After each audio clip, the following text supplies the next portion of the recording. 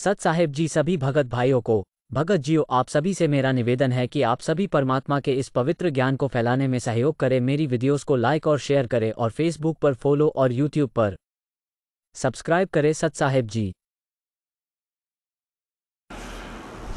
अब जब हम त्रिकुटी पर पहुंचेंगे, वहां पर ये काल भगवान का एक स्थान है। वहां पर एक धर्मराय नाम से बैठा है, जो इसका लेखाकार है, काल का अकाउंटेंट है। तो जब हम त्रिकुटी पर जाने से पहले ब्रह्मा विष्णु महेश के इन कमलों में से, इनके लोकों में से होकर जाना पड़ेगा। देखो पुण्यात्मा, भोली आत्मा क्या कहते हैं, जो नकली संतों के अनुयायी हैं, वो ये कहते हैं कि जाना एक स्थान पर है, रास्ते न्यारे न्यारे। ये भी उनकी थ्योरी गलत है। रास्ता भी एक है और जाना भी एक स्थान पर है। जैसे हमने ये जीव इस शरीर के अंदर है, इस शरीर के अंदर जो जीव है, इसको इन कमलों के अंदर से होकर जाना, गुजर कर जाना पड़ेगा, और कोई तरीका नहीं है, कोई रास्ता ही नहीं है। और ये सबका एक है, ना हिंदू में भिन्न है, ना मुसलमान में भिन्न है, ना सिख में भिन्न, ना ईसाई में भिन्न, ना बहन में भिन्न, ना भाई में भिन्न। तो हमने इन कमलों के अंदर से गुजरकर जाना है और त्रिकुटी पर पहुंचना है।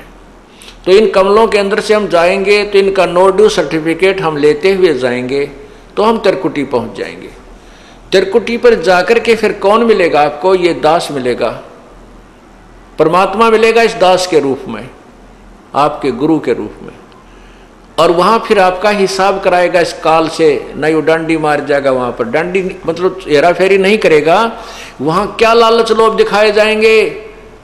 जो आपने कर्जा उतार दिया ब्रह्मा विष्णु महेश का, यह मंत्र जाप करके, जो आपको प्रथम मंत्र दिया जाता है, उसके बाद भी आपका ढेर सारा धन बच जाएगा, इतना बहुत गणा धन का मतलब ये कमाई बच जाएगी। वहां आपको लालच दिया जाएगा कि देख आपकी इतनी कमाई है, इतने वर्ष तक ब्रह्मा के लोक में ऐसे ठाठ करेगा, वहाँ ऐसा महादेव बनेगा, वहाँ पर इंद्र बन जाएगा, ऐसे ठाठ करेगा। ये फिर वो दूसरा मंत्र आपका है विष्णु जी का, जो हम देते हैं, उसके कहते इस मंत्र की इतनी कमाई तेरी और बच रही है, इस विष्णु के लोक में तू ऐसे ठाठ करेगा, वहाँ बड़ा स्वर्ग बना हुआ है। फिर शिव जी का मंत्र है, दुर्गा का भी मंत्र है, यानी इतनी कमाई आपकी बच रही होगी। और वहां पर फिर आपको ट्रेलर दिखाए जाएंगे, जैसे ग्राहक होते हैं ना, फंसाने के लिए नरे नरे अपने दिखाते हैं वो बिजनेसमैन, दुकानदार, तो वो ट्रेलर दिखाए जाते हैं। देख उस लोक में कैसे नाच गाने हो रहे हैं, ऐसे ऐसे तेरा दे ऐसा रेस्ट हाउस है, ऐसा कमरा मिलेगा तुझे, वहां पर इतने डांस होंगे, ऐसे होंगे, ये ठाठ होंगे। तो ये मन तो वहां भी साथ ही होगा, मन तो वही है। तो वहां ये मन फिर आपके साथ आड़ कर जाएगा, न सोचेगा थोड़े दिन घूमे वहाँ फिर चल पड़ा, जब यह कमाई है मेरी शेष से, इसने खा पी लो इतने, या वो आगे चलने वाली रखी है जाती वह खर्च हो को नहीं। तो ये भी डंडी मारेगा अपने साथ में, आपके साथ। अगर परमात्मा यानी गुरुदेव रूप में प्रभु नहीं होंगे तो वहाँ भी आपके साथ गड़बड़ हो जाएगी। तो वो गड़बड़ उनके साथ होती है जो गुरु से थोड़ा बहुत विमुख हो जाते हैं, श्रद्धा पूरी रहती नहीं, और लेकिन गुरुद्रोही ना होते, उनके साथ ये डंडी, ये गड़बड़ हो जाती है। फिर उनको दूसरे लोकों में भेज देते हैं। जैसे विष्णु के लोक में चला गया, उसकी कमाई इतने वह शेष बचेगी, वहाँ ठाठ करेगा, जब खत्म हो जाएगी वहाँ से उसकी मृत्यु हो जाएगी। फिर ब्रह्मा लोक में जाएगा, फिर विष्णु के लोक में, फिर गणेश जी के लोक में।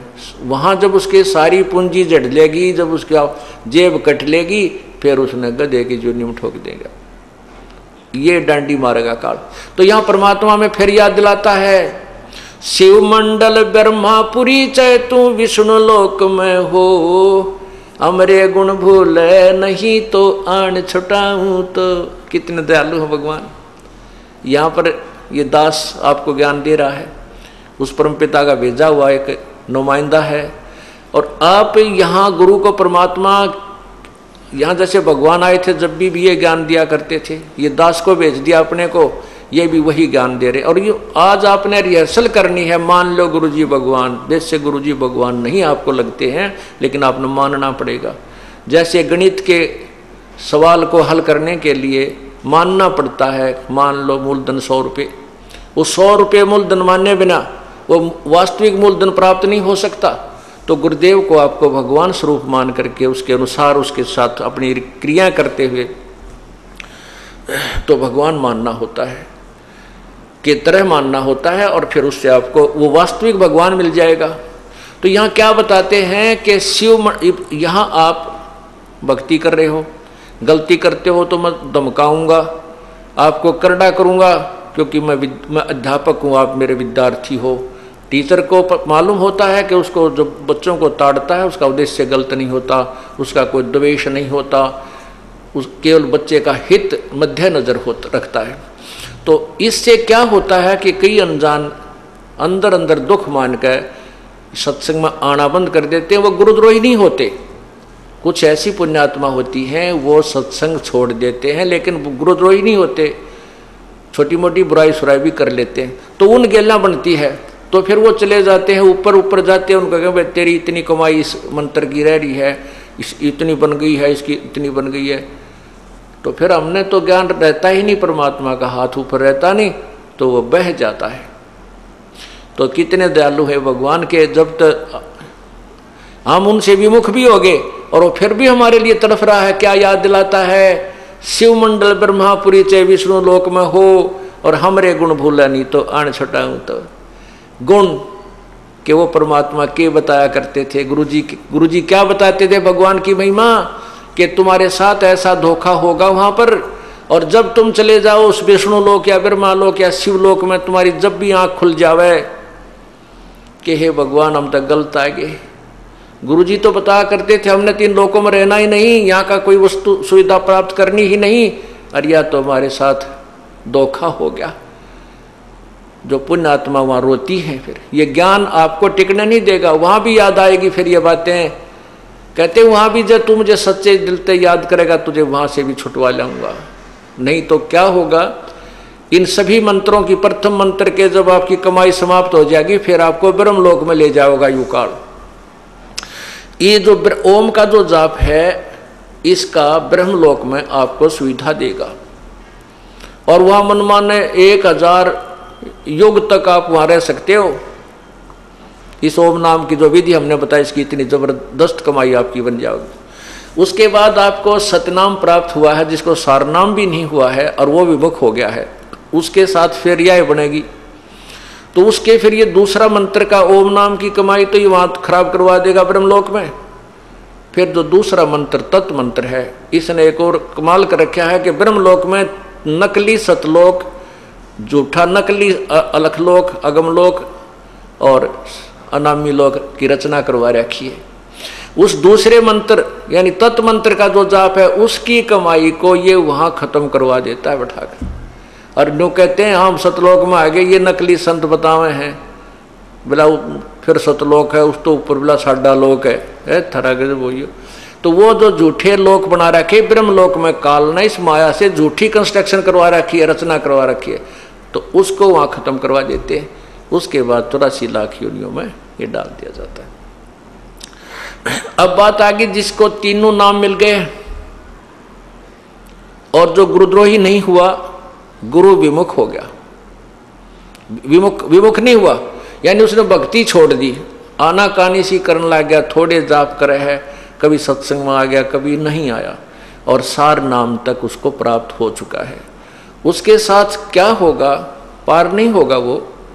यहाँ परमात्मा का एक और लोक है, परमात्मा का एक मिनी सतलोक है, उस लोक में प्रभु अपने ही कबीर रूप में वहां रहता है और वहां पर उन आत्माओं को रख लिया जाता है, इतना दयालु है। और जब कभी भक्ति युग आता है उस समय उनको इस पृथ्वी पर जन्म देता है। यानी पहले कभी किसी युग में आपको प्राप्त हुआ होगा तो उनमें से कुछ पुण्यात्माएं आकर के परमात्मा ने 600 वर्ष पहले फिर उनको जमीन पर पटका, आकर के अपना पूरा उनको ज्ञान दिया, उनकी भक्ति बनवाई और फिर दोबारा मनुष्य शरीर में प्रारंभ कर दिया। तो वही व्यक्ति अब जन्म पाते पाते अब यहाँ आ चुके हैं, इस अब भक्ति काल आ गया है। तो ये भक्ति काल में आए हुए जो प्राणी हैं जो सतलोक में यानी यहाँ परमात्मा के सतगुरु के लोक में से जो तुरंत यहाँ जन्म मिला है, उनको फिर मनुष्य जन्म मिलता हुआ आ रहा है।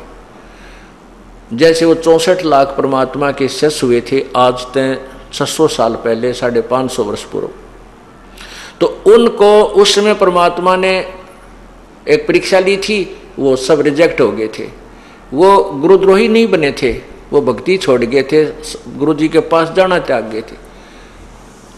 वही अब जन्म लेते हुए आ रहे हैं। आप लोग जो इतने शीघ्र समझ गए, ये उन्हीं में तो हो जो कभी परमात्मा के साथ आज से 600 550 वर्ष पूर्व रहे थे, और काल ने उनको कहीं कहीं जन्म दे दिया, किसी को महाराष्ट्र में, किसी को राजस्थान में, किसी को पंजाब में, कोई कित कोई विदेश में। अब परमात्मा उनको ढूंढ रहा है।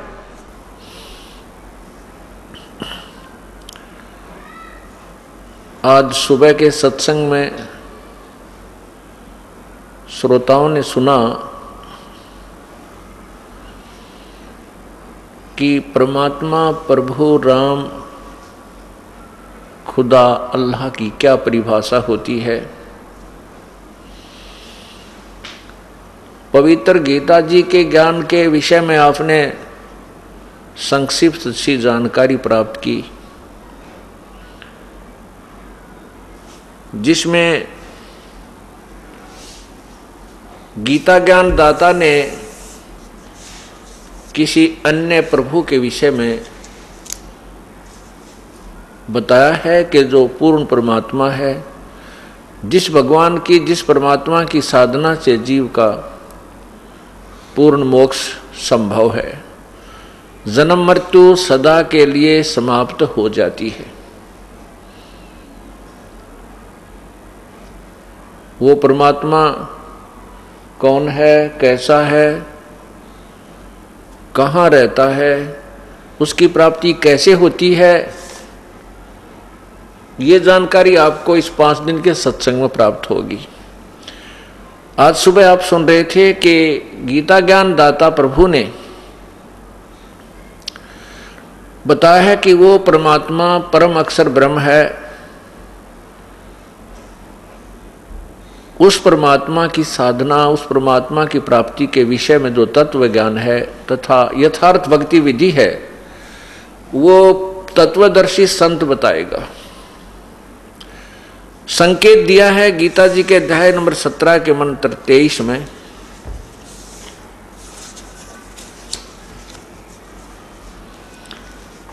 कि ओम तत्सत इति निर्देश ब्रह्मण त्रिविध समर्थ।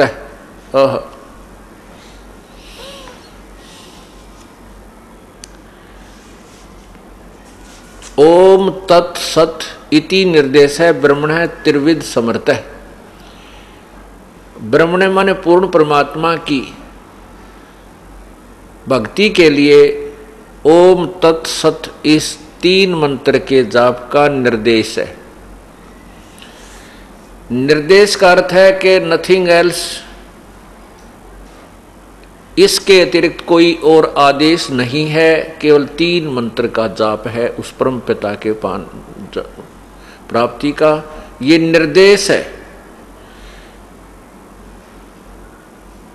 अब निर्देश से आप अच्छी तरह परिचित हैं। निर्देश किसे कहते हैं? जिसमें आदेश व दिशा दोनों ही दी जाती है।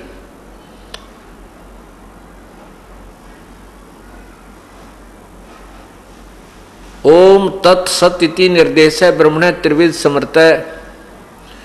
ब्राह्मणा तेन वेदेन, ब्राह्मणा तेन वेदा च यगा च विहिता पुरा।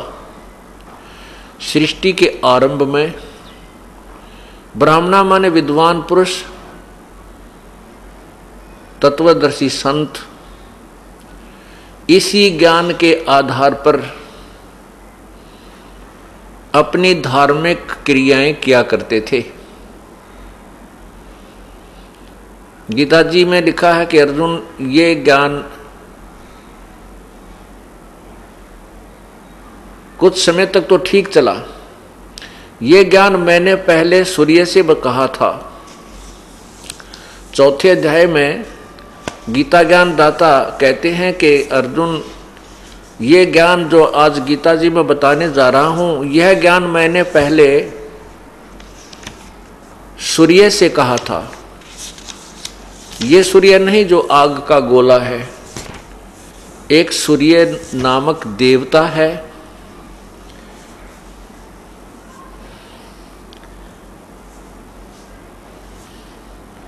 और सूर्य ने, मैंने इस अविनाशी योग को सूर्य से कहा था और सूर्य ने मनु से कहा। मनु ने अपने पुत्र राजा इक्ष्वाकु से कहा। गीता जी के अध्याय नंबर 4 के मंत्र 1, 2 और 3 में,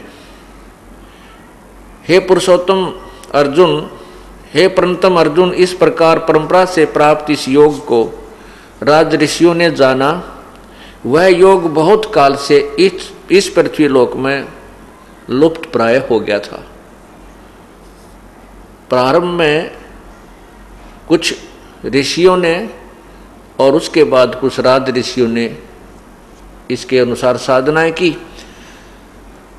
बाद में ये गुप्त हो गया था, समाप्त हो गया था। ये अब मैं बता रहा हूं।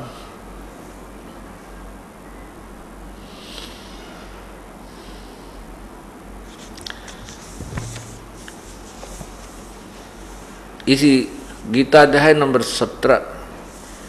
17 के मंत्र 23 में यही स्पष्ट किया है कि यही ज्ञान जो ओम तत्सत जो मंत्र है, इसके आधार से सृष्टि के प्रारंभ में विद्वान पुरुष अपने धार्मिक अनुष्ठान किया करते थे। अब जैसा कि आज आप दिन में पढ़ रहे थे, सुन रहे थे कि गीता ज्ञान दाता परमात्मा कह रहा है कि मेरे लेवल की सभी पूजाओं को तू मुझ में छोड़कर उस एक सर्वशक्तिमान परमात्मा की शरण में जा, फिर मैं तुझे सभी पापों से, दुखों से मुक्त कर दूंगा, तू चिंता मत कर। उस परमात्मा के पास जाने की विधि का भी सुबह आपको कुछ संक्षिप्त सा वर्णन दिया था कि हमारे शरीर में कमल बने हुए हैं। इन कमलों में भगवानों की ब्रह्मा जी, विष्णु जी, शिव जी, दुर्गा और गणेश और ज्योति निरंजन, सहस्रार कमल में ज्योति निरंजन है, इन भगवानों का वास है।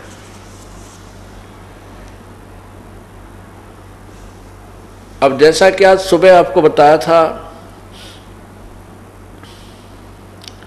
कि जो मंत्र आपको पहले दिए जाते हैं 7 मंत्र, वो 7 नामों का जो एक जाप है, उसमें से 5 नाम जो हैं गणेश जी, सावित्री ब्रह्मा जी, विष्णु भगवान लक्ष्मी जी और शिव भगवान और पार्वती जी, और कंठ कमल में जो दुर्गा जी, इन 5 के ये नाम हैं। इनकी कमाई करके हम यहाँ से आगे चलेंगे और इस कमाई के पूरा हो जाने के बाद जो ये दास आपको मंत्र देता है, ये 5-7 प्रथम मंत्र, ये 5-7 नाम का होता है।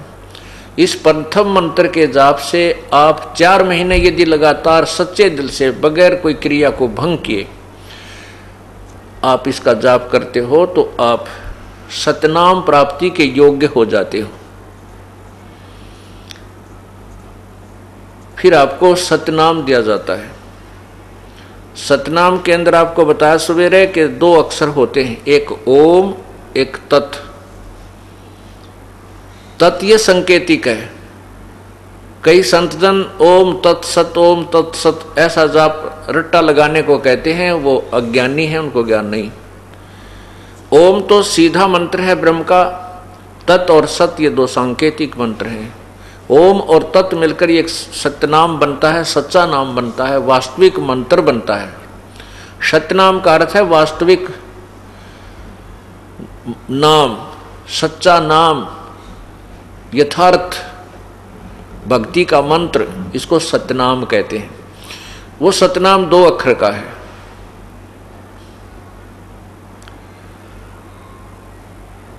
उसके बाद फिर आपको सारनाम दिया जाता है, जैसे ओम, तत् और सत। ये सत जो तीसरा मंत्र है ये सार नाम की तरफ संकेत है, ये सांकेतिक है।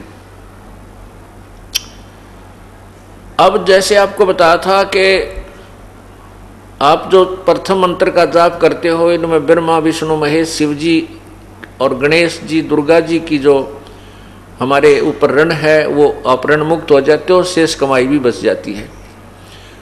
और जो गुरु से विमुख हो जाते हैं, विमुख नहीं, जो बीच में भक्ति त्याग देते हैं, गुरुद्रोही नहीं होते हैं, वो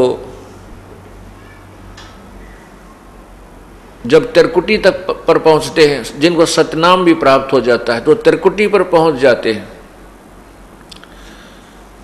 तो वहां जाकर के इनके साथ फिर एक और ठगी होती है, वो जो सुबह आपको बता दी गई थी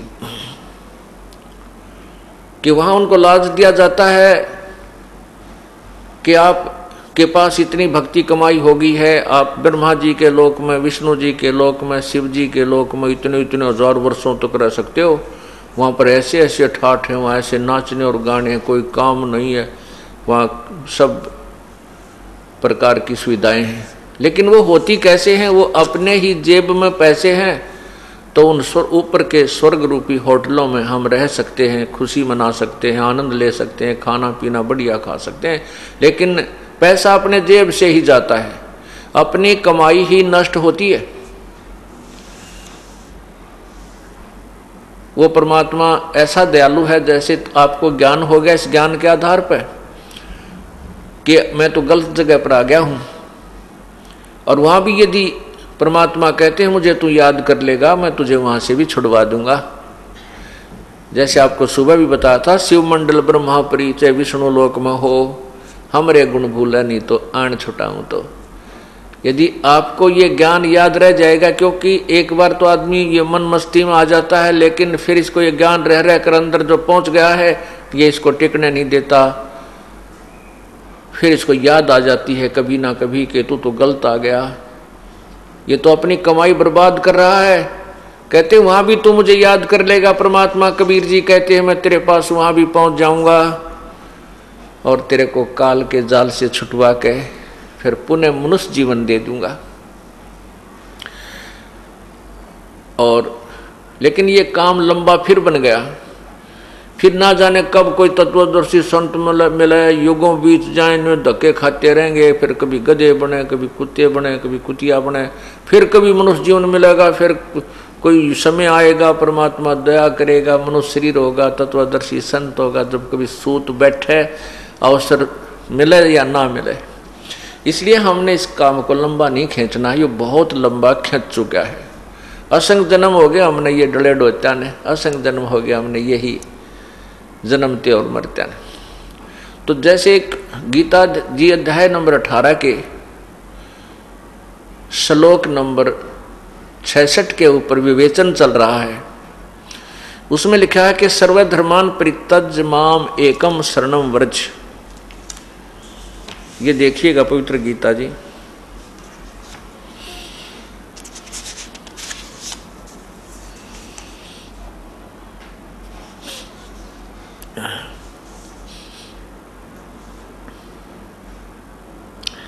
श्री मद् भगवत गीता, नीचे देखिएगा, ये गीता प्रेस गोरखपुर से प्रकाशित है और इसके अनुवाद करता है जय दयाल गोविंद का। इसके अंदर से देखिएगा,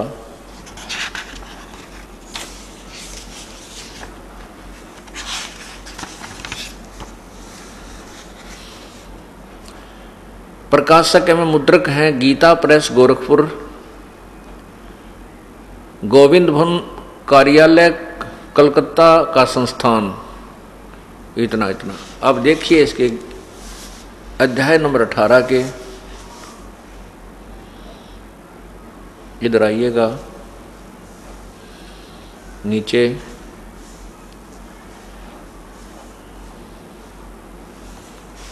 छियासठ,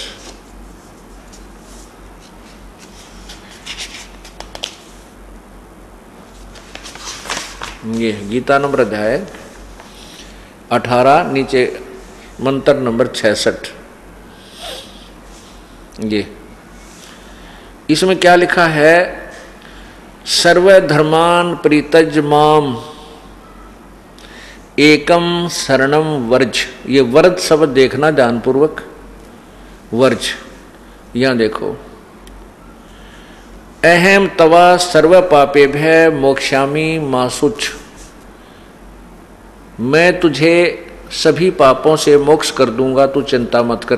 क्या लिखा? इन्होंने क्या अर्थ दिया है कि संपूर्ण धर्मों को अर्थात संपूर्ण कर्तव्य कर्मों को मुझ में त्याग कर केवल तू एक, मुझ में त्याग कर केवल तू एक, मुझ सर्वशक्तिमान सर्वाधार परमेश्वर की शरण में वर्ज माने आजा। ये वर्ज माने आजा शब्द लिखा है, जबकि वर्ज का अर्थ जाना होता है। ये देखिए, ये गलत अर्थ गलत कर दिया। मैं तुझे संपूर्ण पापों से मुक्त कर दूंगा, शोक मत कर, तू शोक मत कर।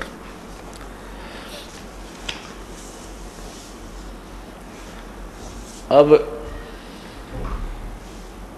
इन्होंने वर्ज माने जाना लिखा है। अब आपको संस्कृत शब्दकोश दिखाता हूं।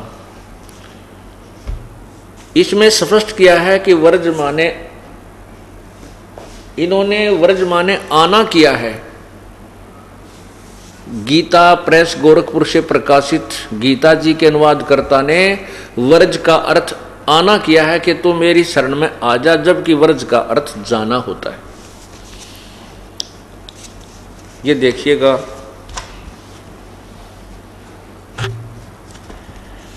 ये है संस्कृत शब्दकोश।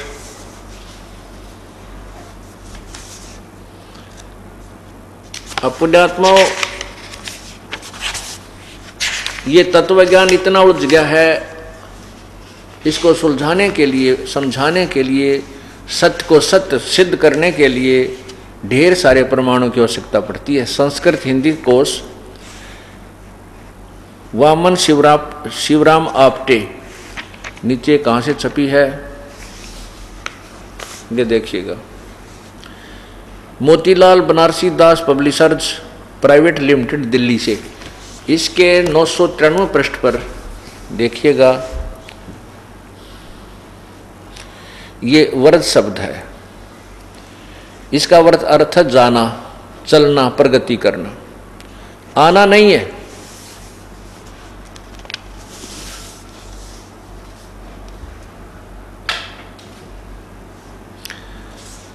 इस प्रकार अर्थों के अनर्थ कर दिए, क्योंकि तत्वज्ञानी अनुवादकर्ताओं को नहीं था। एक इस गीता में नहीं, आप आज तक वर्तमान तक जितने भी अनुवादकर्ताओं ने गीता जी का अनुवाद किया, सभी ने यही अनर्थ किया हुआ है। इससे सिद्ध होता है कि अभी तक हमारे को अपने सदग्रंथों का यथार्थ ज्ञान भी नहीं प्राप्त हुआ। भक्ति तो हम कहाँ से करते, जब हमें अपने सिलेबस का ही ज्ञान हमारे तक नहीं पहुंचा तो हम पास कैसे होते, हम परिणाम परीक्षा में कैसे सफल होते। अर्थात अभी तक हम अधूरे ज्ञान पर आधारित रहे और भूत पितर स्वर्ग नरक इन्हीं चक्रों में, 84 लाख योनियों के चक्रों में हम भ्रमते भटकते रहे।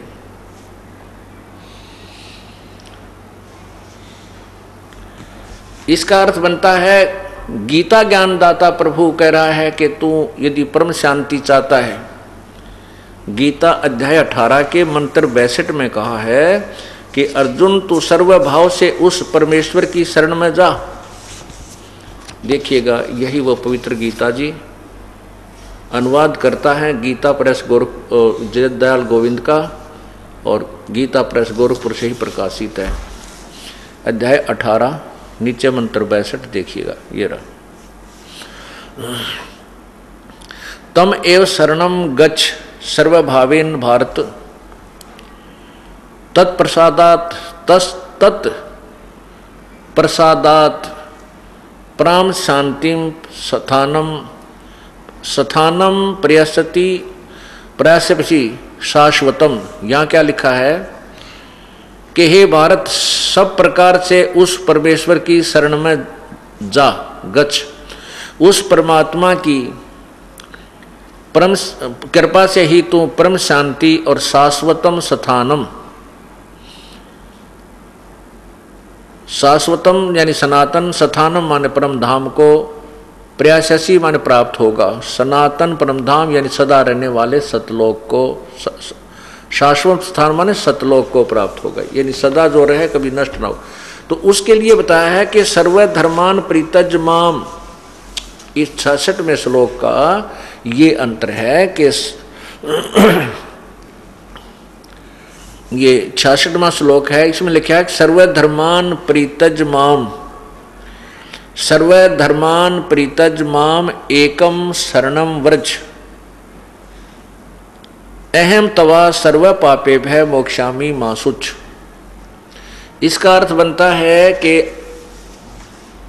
गीता ज्ञान दाता प्रभु कह रहा है कि उस परमात्मा की शरण में तू जा, लेकिन वहां जाने से पहले तूने मेरे लेवल की जो भक्ति की है वो मुझे त्यागनी होगी, मेरे में छोड़ जा, फिर मैं तुझे सभी कर्मों से, सभी पाप कर्मों से मोक्ष कर दूंगा।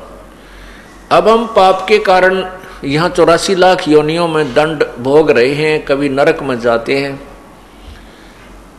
हम मुक्त नहीं हो पाते। पूर्ण परमात्मा की भक्ति ना करके हम अन्य साधना करते रहे, अन्य देवताओं की पूजा करके हम स्वर्ग चले गए, महास्वर्ग अर्थात ब्रह्मलोक में चले गए, वहां अपनी पुण्य कमाई को समाप्त करके फिर 84 लाख योनियों में ये कष्ट उठाते रहे। अब परमात्मा ने हमें तत्व ज्ञान दे दिया है कि हम अब अपनी कमाई को व्यर्थ नहीं करेंगे और काल के लोक की कोई सुविधा हम प्राप्त नहीं करेंगे, इच्छा भी नहीं करेंगे। जैसे तो उसके लिए हमने क्या करना है वो विधि बता दी है कि जो ब्रह्म की साधना ओम जाप है और यहाँ की जितने भी धर्म यज्ञ आदि हम करते हैं ये ब्रह्म को दे देंगे, ये फिर हमें यहाँ से ऋण मुक्त कर देगा, नो ड्यू सर्टिफिकेट दे देगा, तब हम सतलो तिरकुटी से आगे, तिरकुटी पर जाकर के ये ओम नाम का जो कमाई है ये वहां दी जाएगी। वहां इस दास के रूप में परम पिता परमेश्वर कबीर जी विद्यमान होंगे, क्योंकि आप अपने गुरुदेव को प्रभु का स्वरूप मानकर, प्रभु मानकर उसके ऊपर इतने आकर्षित हो जाओगे और जहां भी वो आपको दिखाई देंगे आप एकदम दौड़ के उनके पास पहुंच जाओगे। जैसे अब आपका स्वभाव बन रहा है कि गुरुजी की जरा सी झलक आपको दिखती है, आप खड़े होकर के एडी उठा उठा कर एक टक देखते रहते हो। ये रिहर्सल आपके त्रिकुटी पर काम आवेगी जब संसार छोड़कर जाओगे। वहां देखते ही अपने गुरुदेव के आप दौड़े जाओगे, आपको फिर आपको वहां इधर उधर देखने की आवश्यकता नहीं पड़ेगी। जहां ठगी होती है आपका ध्यान ही नहीं जाएगा किसी की ओर। ये परमात्मा का और एक दाव है।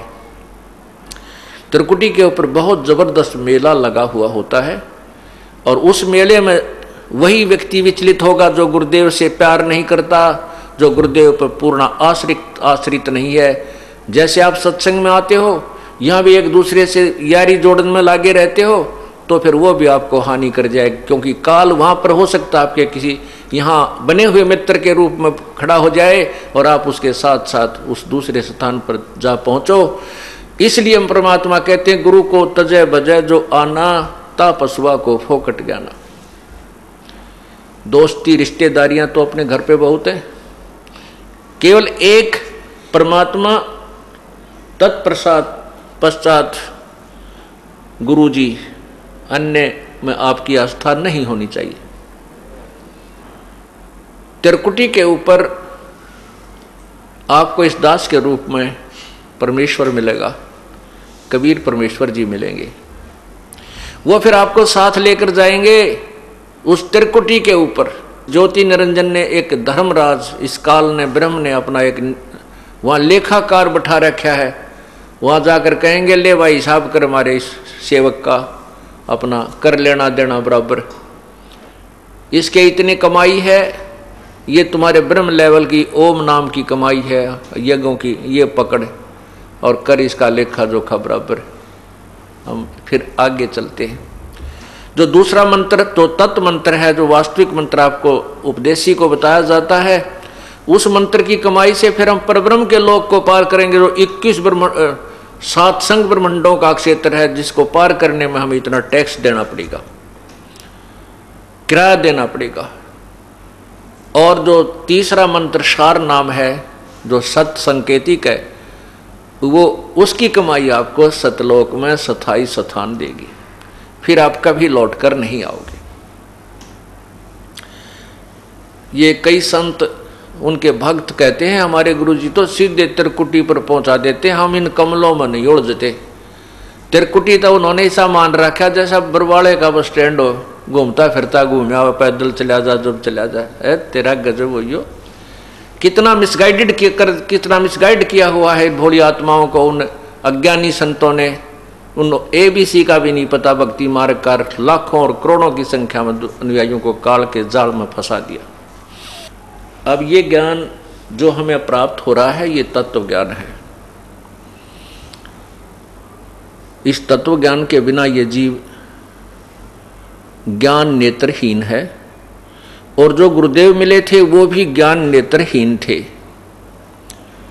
जो परमात्मा को निराकार बताते रहे। परमात्मा साकार है, निराकार नहीं है। वो कैसा है? वो मनुष्य सदृश है, लेकिन उसके शरीर का तेज बहुत ज्यादा है।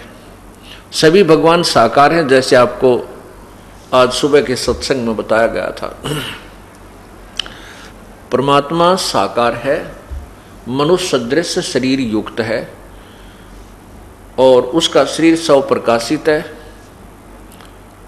प्रत्येक प्रभु का, जैसे सुबह बताया था, प्रत्येक प्रभु का शरीर तेजों में है, लेकिन उनके तेज में अंतर होता है।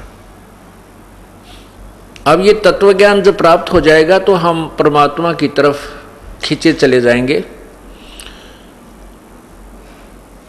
और फिर हम विचलित नहीं होंगे, क्योंकि हमारे को यथार्थ ज्ञान हो जाएगा, और वे ऑफ वर्शिप भी हमें ओरिजिनल मिल जाएगी, पूजा की विधि भी वास्तविक मिल जाएगी।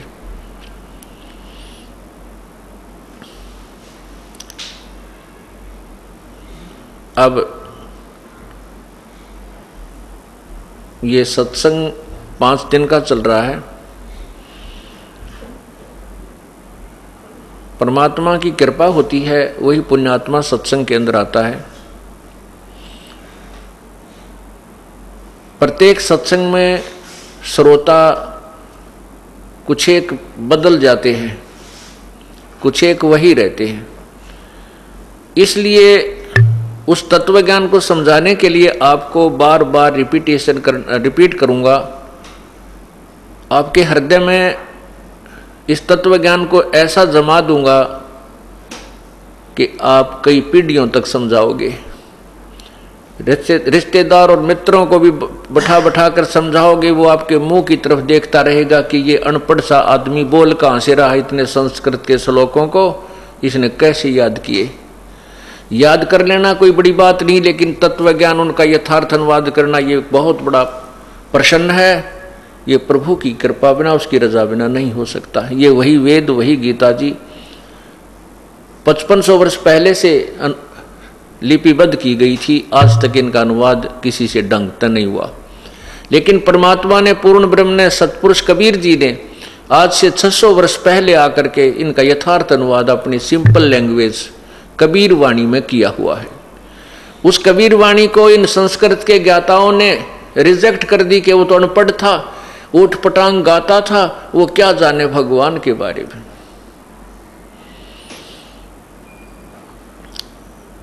वो क्या जाने वेदों और गीता के ज्ञान को, क्योंकि वो संस्कृत नहीं पढ़ा। पुण्यात्माओं, भाषा जो है ये अलग वस्तु है, और तत्व ज्ञान ये अलग वस्तु है। जो ज्ञान आपको प्राप्त है, जैसे आप कहीं जा रहे हो, रास्ते में आपने किसी से रास्ता पूछा, आपको किसी ने साधारण भाषा में बता दिया कि आप सीधे जाइयो, सीधे जाके ओले हाथ न मुड़ जाना, और आगे एक आपको नीम का पेड़ दिखेगा, फिर सोले हाथ न मुड़ जाना। राइट हैंड को अपनी देसी भाषा में, हरियाणा भाषा में 16 हाथ कहते हैं। और वहाँ पर ऐसे ऐसे वो व्यक्ति आपको मिल जाएगा। तो इसको चाहे संस्कृत में बोल लें, चाहे हम हिंदी में बोल लें, वो वार्तालाप समझ में आनी चाहिए। भाषा का इतना ही काम है कि अपने विचारों को दूसरे तक पहुंचा देना। परमात्मा ने वही तत्व ज्ञान सिंपल लैंग्वेज, साधारण भाषा के अंदर, और जिसको संत भाषा कहते हैं, काव्यों के माध्यम से, लोकोक्तियों के माध्यम से, शब्दावलियों के माध्यम से हमारे को प्रदान किया था। हमने उस समय, हमारे पूर्वजों ने उस समय उन नकली ऋषियों, महर्षियों और गुरुओं के ऊपर विश्वास इसलिए कर लिया कि वो संस्कृत भाषा जानते थे, और वही संस्कृत भाषा में लिखे हुए अपने सदग्रंथ जो के तो वही ज्ञान उस सिंपल लैंग्वेज यानी साधारण भाषा कबीर वाणी में आज भी विद्यमान है, जो 550 वर्ष पहले लिपिबद्ध की गई थी।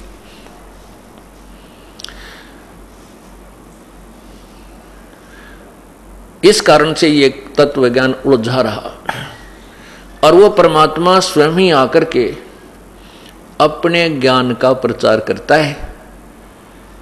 ये ऋग्वेद मंडल नंबर 9 सूक्त नंबर 95 के, सूक्त नंबर 96 के मंत्र 17 से लेकर 20 तक पूर्ण प्रमाणित किया हुआ है कि वो परमात्मा शिशु रूप धारण करता है, और शिशु रूप धारण करके जब वो प्रकट होता है तो उस समय उस परमात्मा की परवरिश कंवारी गायों से होती है। उसका दूध, कंवारी गायें अपने आप दूध देती हैं और उससे उनकी परवरिश होती है। ये व्याख्यान है ऋग्वेद मंडल नंबर 9 सूक्त नंबर 1 मंत्र नंबर 9 में।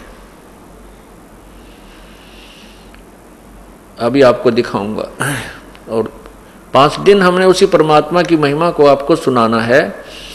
रह कर आपको ये वेद और गीता जी का ज्ञान आपको पढ़ाऊंगा, क्योंकि आप आज शिक्षित हैं, आंखों देखकर जल्दी विश्वास कर पाओगे।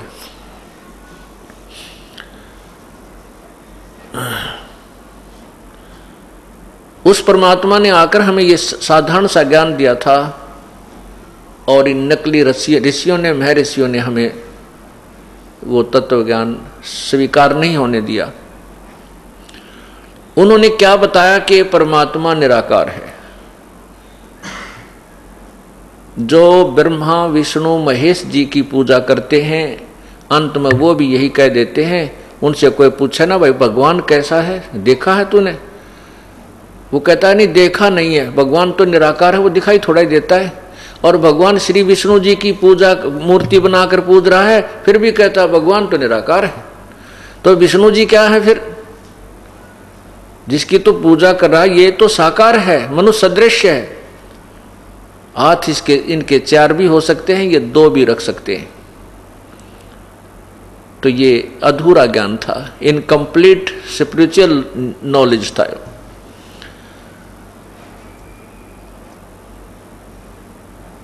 अब देखो, आपको सबसे पहले ये प्रमाणित किया जाएगा कि परमात्मा साकार है या निराकार। परमात्मा की परिभाषा पहले से हमारे पास उपलब्ध थी, लेकिन जो अज्ञानी संतों ने, ऋषियों ने, गुरुओं ने जो हमें ज्ञान दिया वो गलत दे दिया। उनकी क्या थ्योरी है कि परमात्मा स्वप्रकाशित है, सूर्य के सदृश प्रकाशमान है, उसका केवल प्रकाश दिखाई, समाधि में उसका केवल प्रकाश दिखाई देता है, और उसका साक्षात्कार होता है।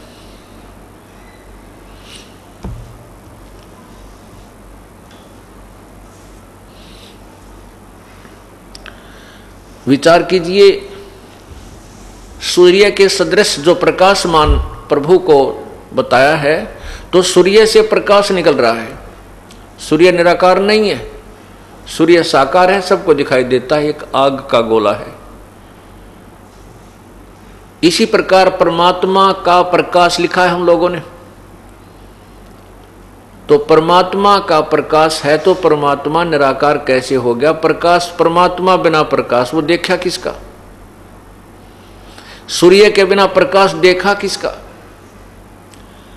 इन्हीं में से कुछ महर्षि, कुछ संत जो हमें भ्रमित करते हैं, करके चले गए, अपने अधूरे अनुभव को लिख कर चले गए। कुछ एक महापुरुषों के अनुभव को आपके समक्ष ये दास रखता है। पुण्यात्माओं, जो पुस्तकें हमारे को बाजार में उपलब्ध हैं और सारा समाज पढ़ रहा है, और ये दास आपको सामूहिक रूप से उसको ज्यों का त्यों आपके समक्ष इस पर्दे पर पढ़ा दे, तो इसमें के ऑब्जेक्शन, नो ऑब्जेक्शन। ये तो पुस्तक विद्यमान है, हम इसको खरीद कर पढ़ रहे हैं। ये यदि हम इसमें कुछ मिलावट करते हो, इसमें इसके ज्ञान को तोड़ मरोड़ कर देते हो, तो हम दोषी अपराधी हैं।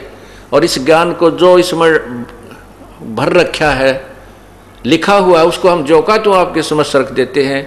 आप भी पढ़ो और मैं भी पढ़ूं और भी पढ़े, इसको तो पढ़ ही रहे हैं।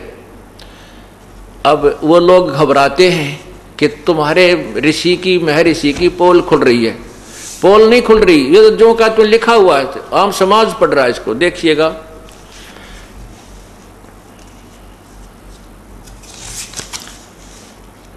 आपको दिखाते हैं महर्षि दयानंद सरस्वती द्वारा अपने अनुभव की लिखी हुई पुस्तक सत्यार्थ प्रकाश।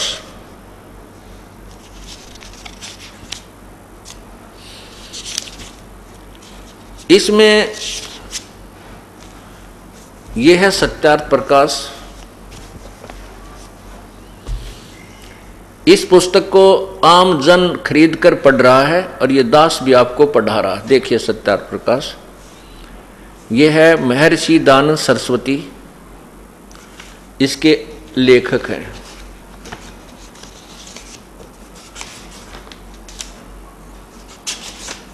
ये देखिएगा,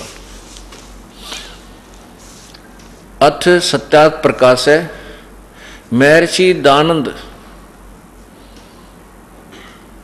दयानंद सरस्वती स्वामी विरचित है। नीचे देखो कहां से ये प्रकाशित है। वैदिक प्रकाशक है वैदिक यति मंडल, दयानंद मठ, दीनानगर, पंजाब। और इसके जो प्रिंटर हैं वो देखिए नीचे, ये ऊपर देखिए, प्रकाशक हैं वैदिक यति मंडल, दयानंद मठ, दीनानगर, पंजाब। नीचे देखिए, इसके मुद्रक हैं आर्य प्रिंटिंग प्रेस, दयानंद मठ, गोहाना मार्ग, रोहतक। इसके 7वें सत्यार्थ प्रकाश के 7वें समोल्लास में, यह है 7वां समोल्लास। यहां देखिएगा 154 पृष्ठ पे, इसमें मैंने कुछ अपने विवेचन दे रखे हैं। इसकी बजाय आपको ये दिखाता हूं, ये वही है एज इट इज।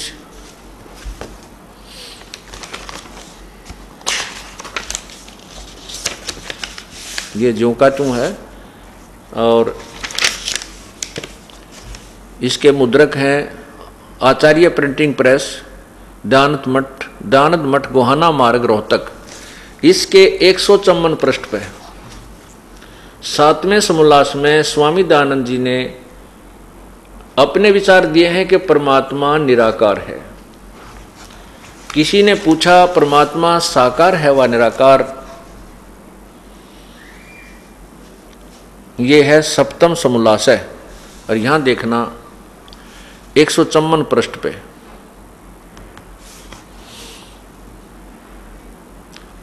और नीचे आइएगा, ये किसी ने प्रश्न किया, प्रश्न करता, ईश्वर साकार है व निराकार? उत्तर महर्षि जी का निराकार। यहां देखिए 155 पृष्ठ पे स्वामी जी क्या कह रहे हैं, यहां देखिएगा। किसी ने प्रश्न किया, परमेश्वर की स्तुति प्रार्थना उपासना करनी चाहिए व नहीं? स्वामी जी ने उत्तर दिया, करनी चाहिए। प्रश्न किया कि क्या स्तुति आदि करने से ईश्वर अपना नियम छोड़ स्तुति प्रार्थना करने वाले का पाप छुड़ा देगा? उत्तर, स्वामी जी ने उत्तर दिया, नहीं। प्रश्नकर्ता ने कहा, तो फिर स्तुति प्रार्थना क्यों करना, किस लिए करें भगवान की भक्ति जब पाप नहीं कटते? उत्तर महर्षि जी का कि उनके करने का फल अन्य ही है। स्तुति प्रार्थना करने का फल वो अन्य है, पाप नहीं कटते। स्वामी दयानंद जी कह रहे हैं। प्रश्नकर्ता ने कहा, क्या फल है? उत्तर स्वामी जी ने कहा कि स्तुति से ईश्वर में प्रीति, उसके गुण कर्म स्वभाव से अपने गुण कर्म स्वभाव का सुधरना, प्रार्थना से निरअभिमानता, उत्साह और सहाय का मिलना, उपासना से परब्रह्म से मेल और उसका साक्षात्कार होना। ये परब्रह्म शब्द ध्यान रखना पुण्यात्माओं, परब्रह्म, और ये देखना साक्षात्कार शब्द, परमात्मा का साक्षात्कार हो जाता है, पाप तो कटते नहीं, स्वामी जी कह रहे हैं। और यहाँ निराकार बताया है और यहाँ साक्षात्कार हो जाने के लिए प्रमाणित किया है।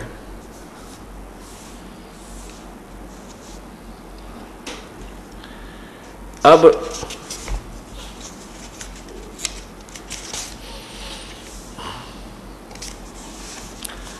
स्वामी जी ने जैसे प्रश्न किया, किसी ने स्वामी दयानंद जी से प्रश्न किया है इसी सप्तम समोल्लास के पृष्ठ, सप्तम समोल्लास जो प्रारंभ होता है उसी पृष्ठ पे, यहां देखिएगा।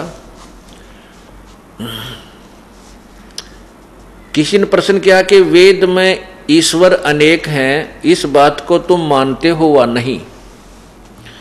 स्वामी दयानंद जी कहते नहीं मानते, क्योंकि चारों वेदों में कहीं यह नहीं लिखा है जिससे अनेक ईश्वर सिद्ध हों, किंतु यह तो लिखा है कि ईश्वर एक है। और यहाँ स्वयं ही आप ही स्वामी जी कह रहे हैं कि परब्रह्म से मेल, ब्रह्म से कोई दूसरा ब्रह्म, पर ब्रह्म, दो परमात्मा तो अगले ही पृष्ठ पर सिद्ध कर दिए हैं। ब्रह्म तो ये भगवान मानते हैं कि ब्रह्म सबसे बड़ा होने के कारण प्रभु को ब्रह्म कहा जाता है। उसके नामों की व्याख्या करते हुए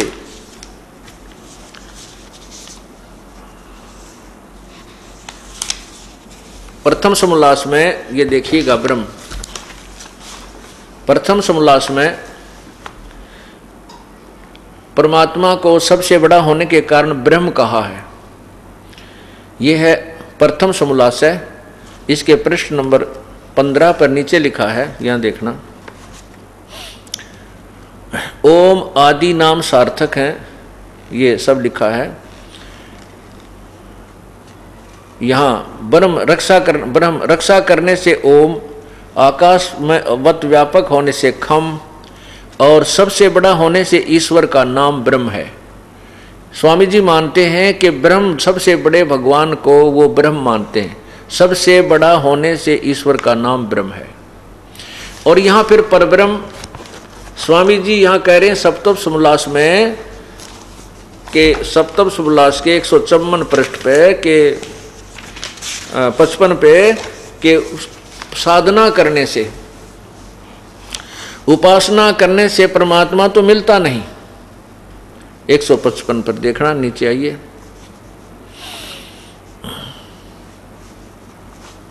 ये देखिए नीचे, स्तुति से ईश्वर में प्राप्ति, उसके गुण कर्म स्वभाव से अपने गुण कर्म का सुधरना,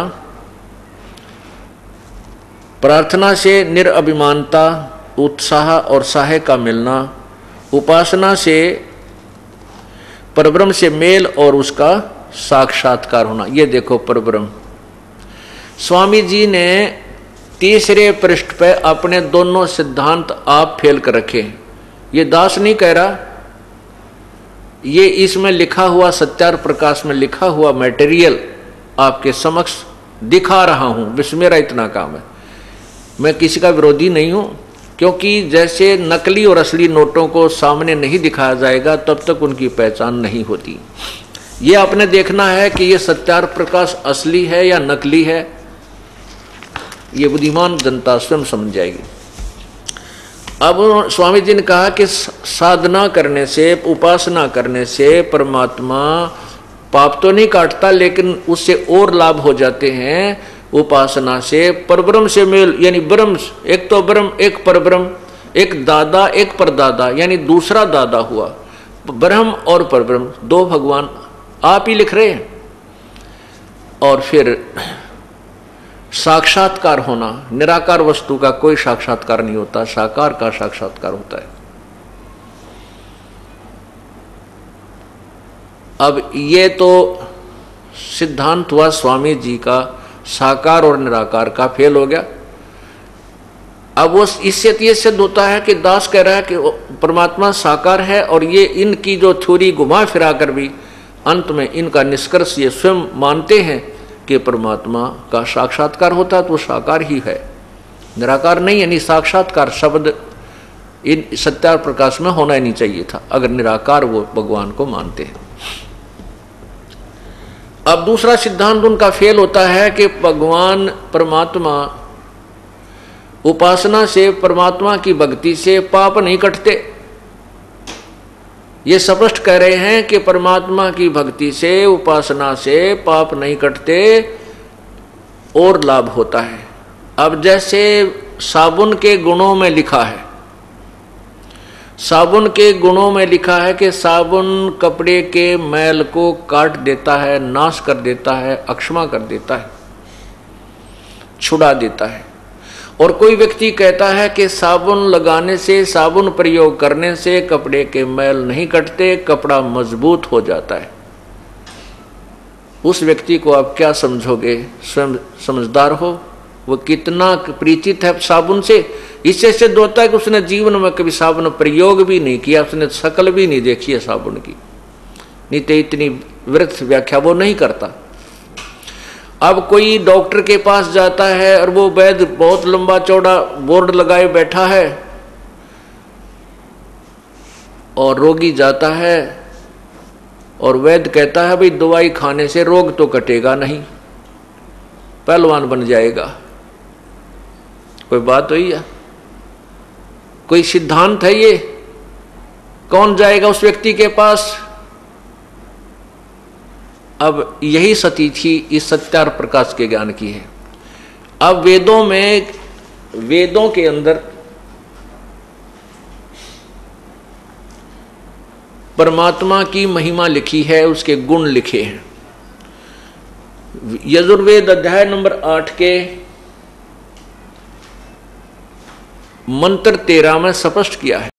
सत साहेब जी, सभी भगत भाइयों को, भगत जियो, आप सभी से मेरा निवेदन है कि आप सभी परमात्मा के इस पवित्र ज्ञान को फैलाने में सहयोग करें। मेरी वीडियोस को लाइक और शेयर करें और फेसबुक पर फॉलो और यूट्यूब पर सब्सक्राइब करें। सत साहेब जी।